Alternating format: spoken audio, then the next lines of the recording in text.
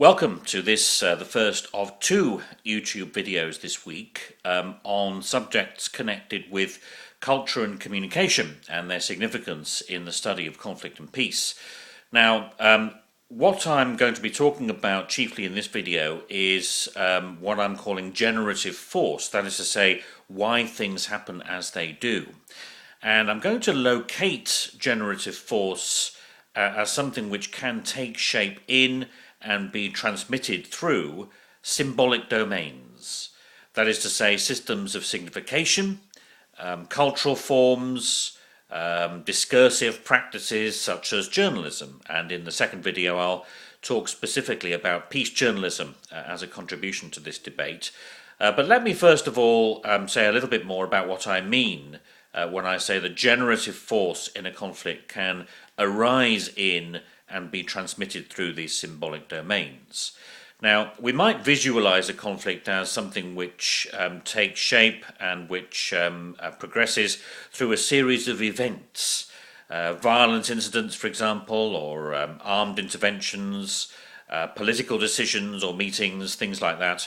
But the case we look at here is one that says that the influence of those events on the course of a conflict and the way it develops is not so much a function of the intrinsic qualities of those events as of the meanings that people make out of them, the meanings people make in response to them. And how do people make those meanings? Well, they make meanings by taking a new stimulus and slotting it in to the meaning structures that they have already developed through their experience. So the immersion that we have in a culture, the knowledge we have, the expectations we have about the way things will be reported and discussed in the public sphere can shape our own responses. And indeed, there is a case for saying that people who are seeking to exert power over the course of events in a conflict actually do so by supplying opportunities and prompts to others to make meanings out of events, make meanings out of things they say and things they do, and respond to them, and therefore enact the power and give effect to it in the conflict. Now, one of the cardinal insights for this session is from the reading by John Paul Lederach, and the way he puts it is as follows. I'll just zoom into the PowerPoint there. If I just go, there we are, go one forwards on the PowerPoints. That's the quote from Lederach, which I think is very important for us in this session. Lederach says, social conflict emerges and develops on the basis of the meaning and interpretation that people involved attach to actions and events. Social meaning is lodged in the accumulated knowledge. Conflict is connected to meaning, meaning to knowledge, and knowledge is rooted in culture. So that's a very important concept there of social meaning. That is to say, when we respond to an event in a conflict by making a meaning out of it, we do not make that meaning entirely as we please. We make it in response to what is already established as the set of social meanings, or what I've called meaning structures, that have been built up in us, for us, and around us. And so therefore, attention may switch to the ways in which those social meanings are constructed over time, including things like news journalism, which, as I've said, I'll come to a bit later on. But of course, today there are proliferating symbolic domains. We are plumbed into, we exist in numerous and multiplying symbolic domains. In the words of Manuel Castells is an eminent communication scholar, the author of many long books. You may be relieved that I've not set one of these long books for your readings, but instead a short article which summarizes some of his most important arguments. And in it he says that we're now in an age not merely of mass communication, but also of mass self-communication. So the mediascape around us is ever wider and ever deeper. There was a time, of course, when in order to get news, you had to be close to the distribution network of a newspaper or in the footprint of an analog broadcasting mast or some such device. Now, of course, we can pick up news anywhere at any time.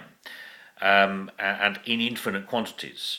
Now, nobody's been clever enough yet to invent an extra hour in the day or give us more cognitive capacity to take in such news, but nonetheless, the mediascape around us is ever more extensive.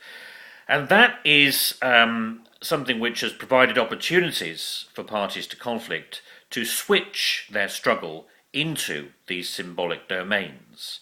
Let me give you a couple of examples. I'll go on to the next slide. Here are two pictures, if I can just focus in there.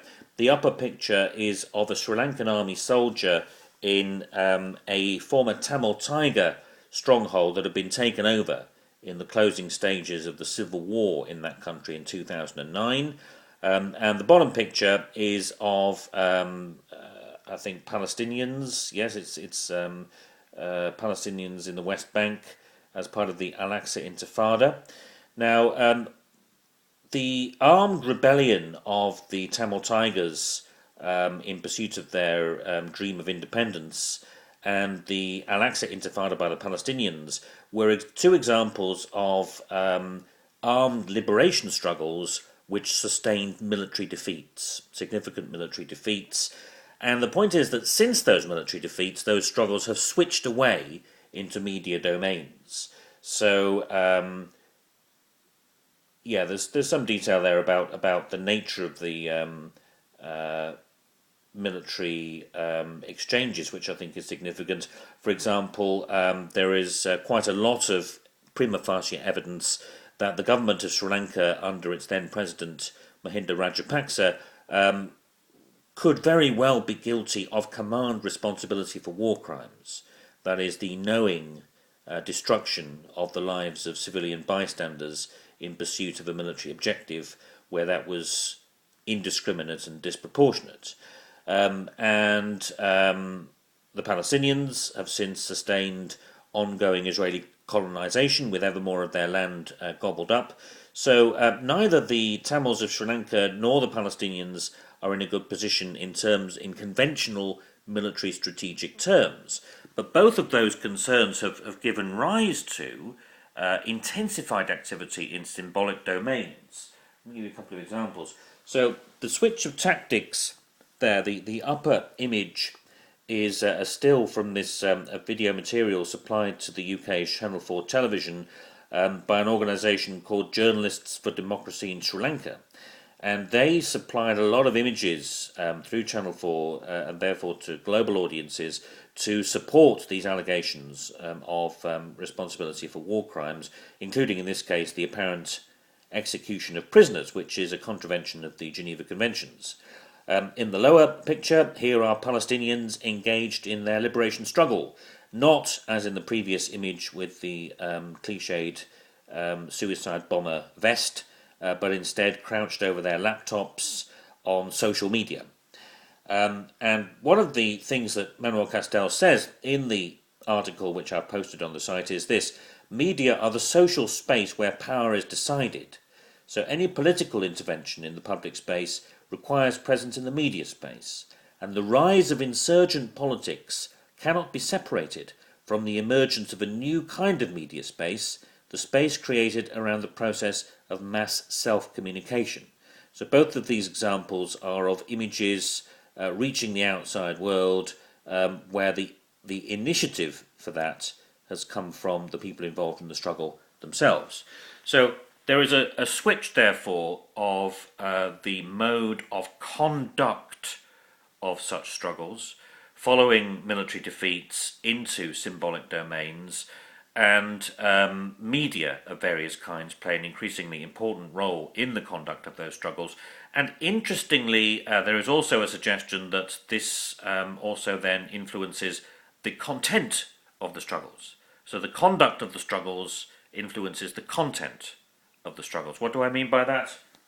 This is the next slide, and here is the reposing figure of former President Mahinda Rajapaksa.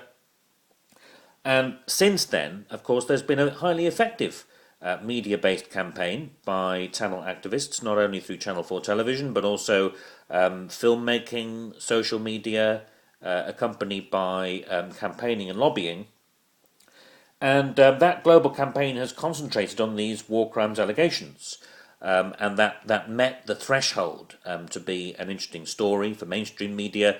And it was even the nearest, I suppose, a political story gets to clickbait in the virtual space, the digital space, because the prospect that a head of state could be put on trial for war crimes, however distant that prospect might be, was had that novelty value. Since Rajapaksa lost the presidency at the ballot box, that focus has somewhat gone away. But meanwhile, the Palestinian struggle for self-determination with rights and freedoms has, I suppose, been not dominated, but certainly there's been a major focus concentrating on international law and international humanitarian law issues. In particular, the Israeli settlements, which are, on the face of it, in contravention of the Fourth Geneva Convention, which says that an occupying power must not transfer any of its population into the territory it occupies. And that's something which has led various people involved in offering solidarity to the Palestinians, such as the Australia-Palestine Advocacy Network, to support the campaign for boycott, divestment and sanctions. And that's that has acquired an ever greater significance in this situation. So it's issues that lend themselves to being mediated, issues that lend themselves to being taken into symbolic domains, which acquire increasing importance in the context of these struggles when the mode of conduct of them switches away from a more conventional military means to now this digital or virtual means. So that's an interesting turn, I think, which testifies as to the salience of Castell's remark that media are now a social space where power is decided.